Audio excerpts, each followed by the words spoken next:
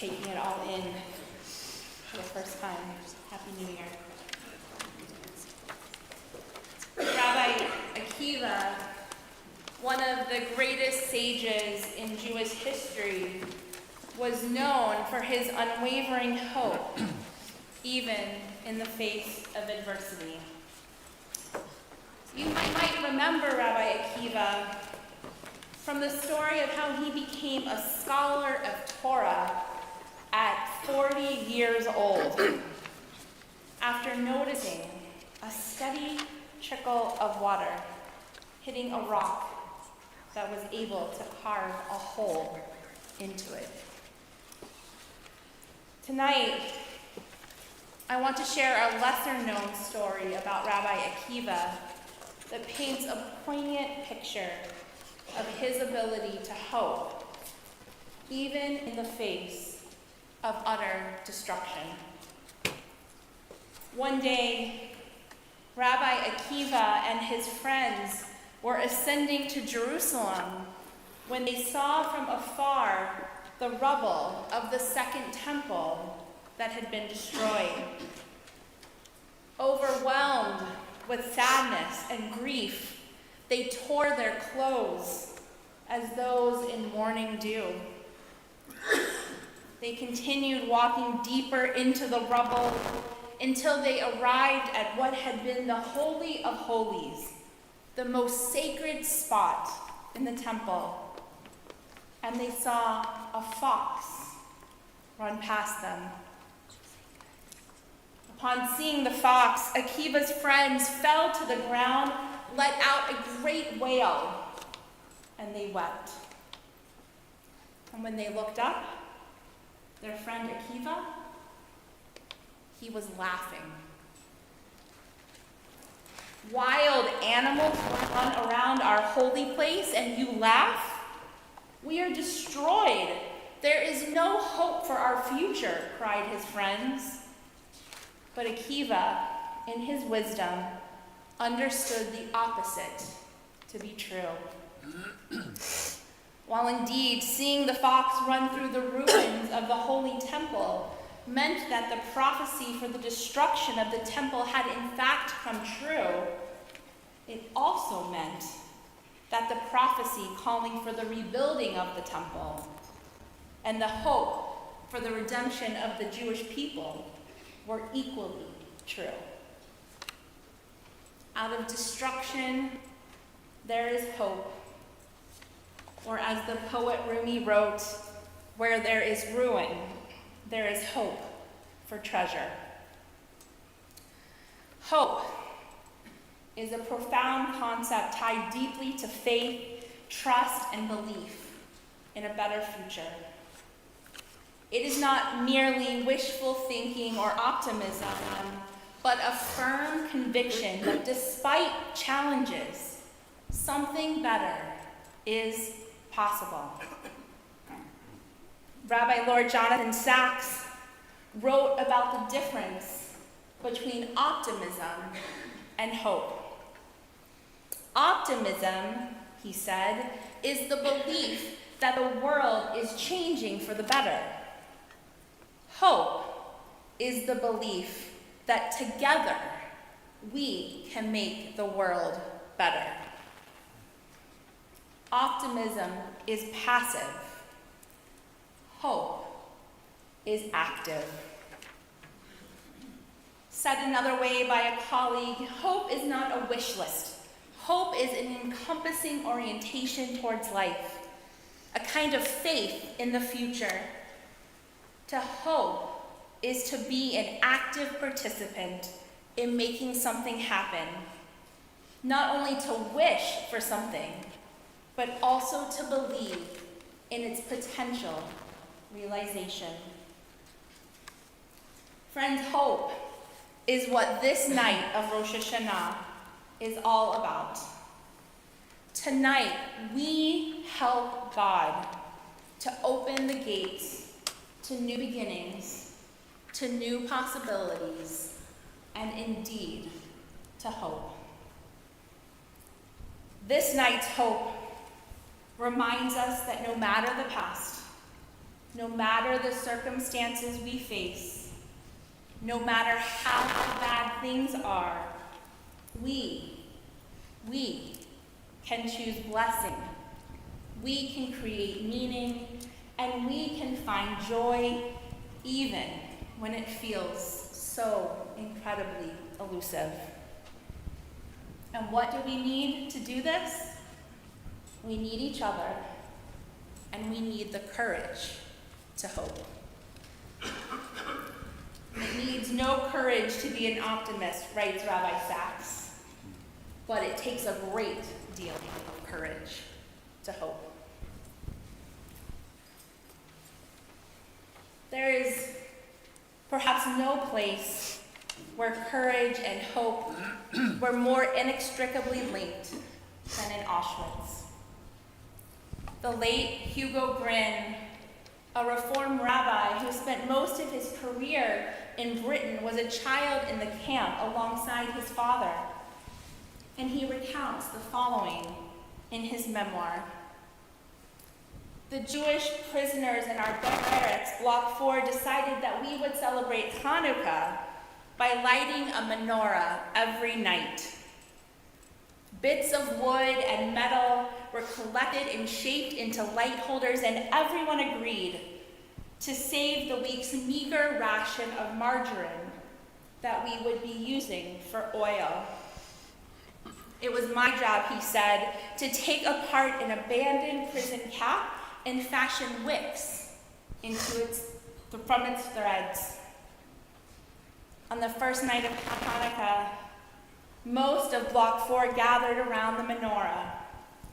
2 portions of margarine were melted down, and the wicks were set in place.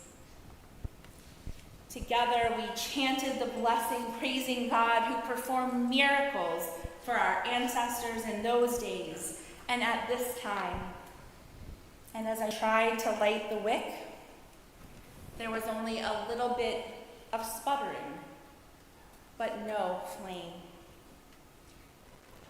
What the scientists in our midst had failed to point out was that margarine doesn't burn.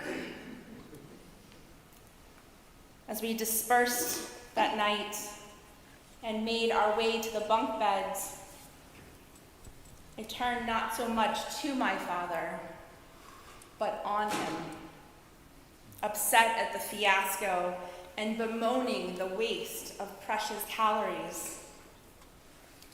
Patiently, he taught me one of the most lasting lessons of my life, and I believe that he made my survival possible. Don't be so angry, he said to me. You know that this festival celebrates the victory of the Spirit over tyranny and might.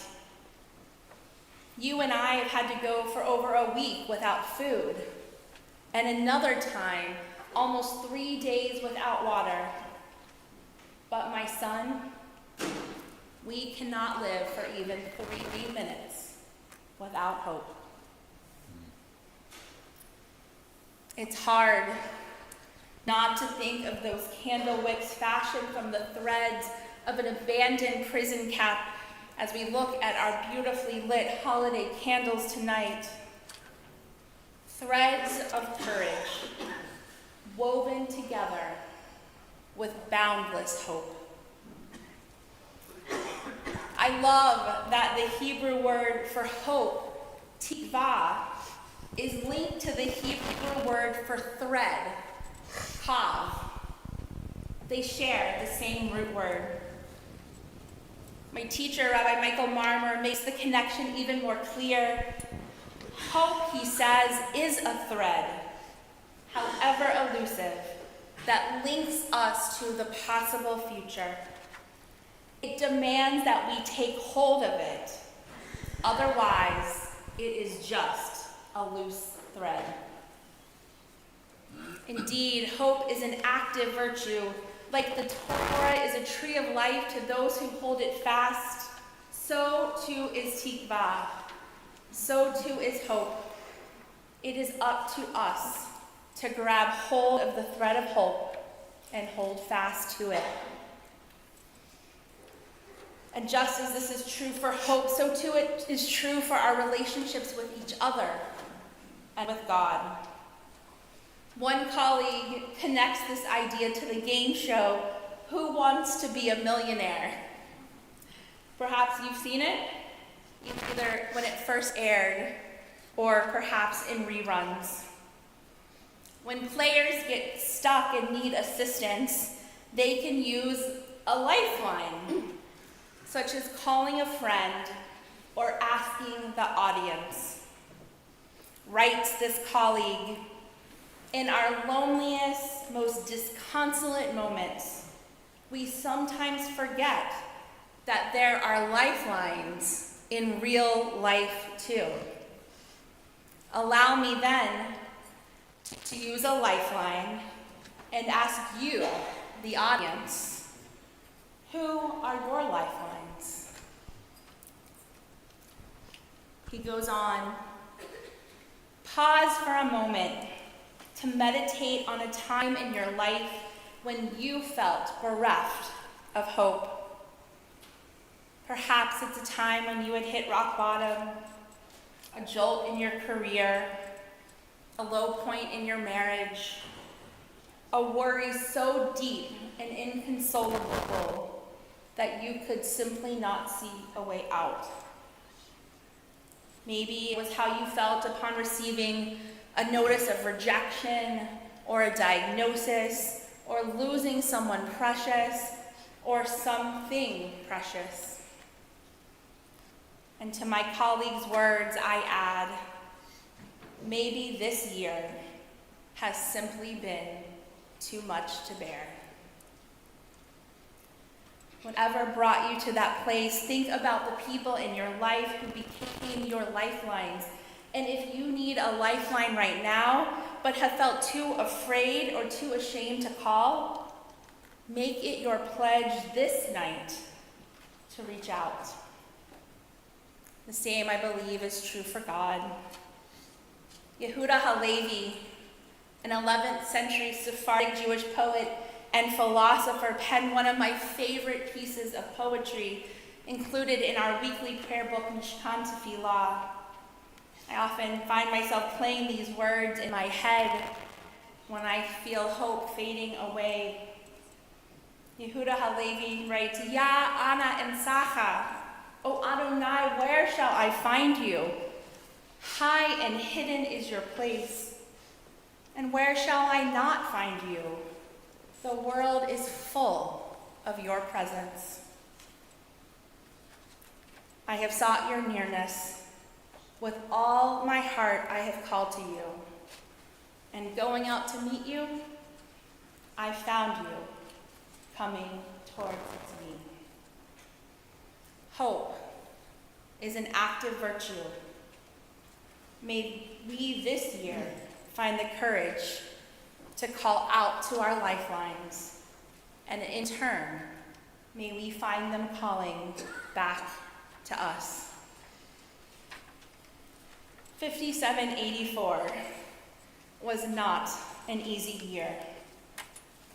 And we don't yet know what 5785 will bring.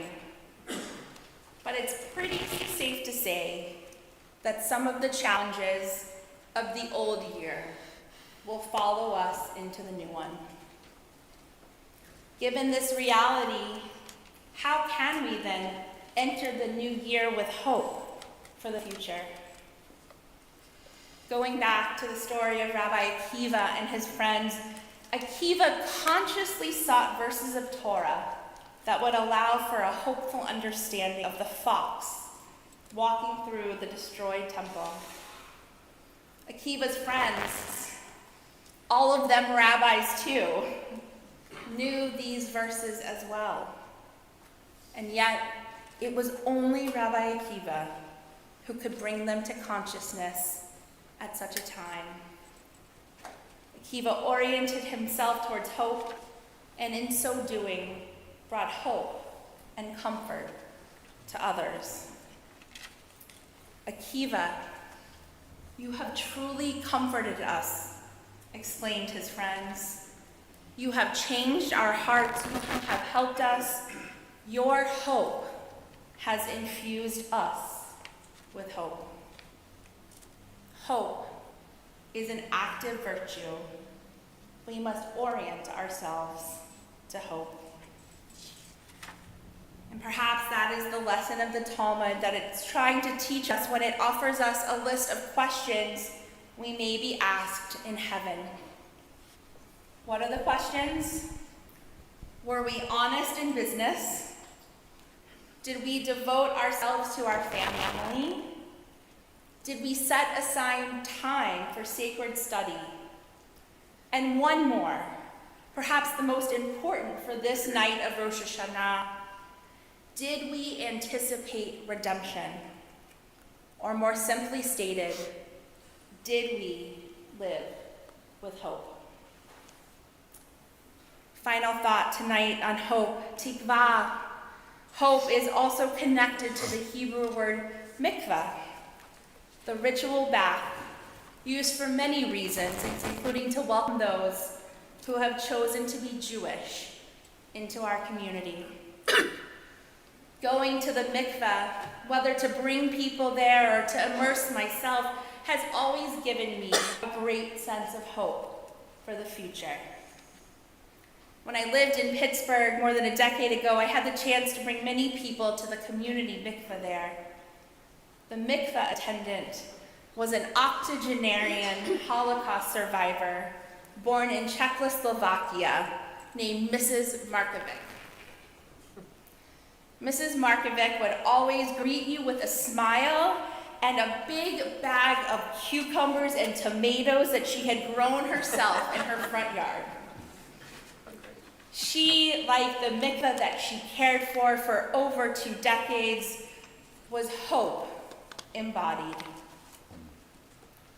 Hope, then, is just like a mikveh. You plunge yourself into a pool full of possibility. The warm, living waters envelop you with purpose and potential, and you emerge refreshed and renewed. Hope is an active virtue, and hope is never lost. Even in the darkest of times, when we feel lost and alone, when we are weary and in need of strength, if we look for it, there will always be a glimmer of hope for rebirth and renewal. Ken Yeh Ratzon. May it be God's will. Shana Tova. Shana Tova.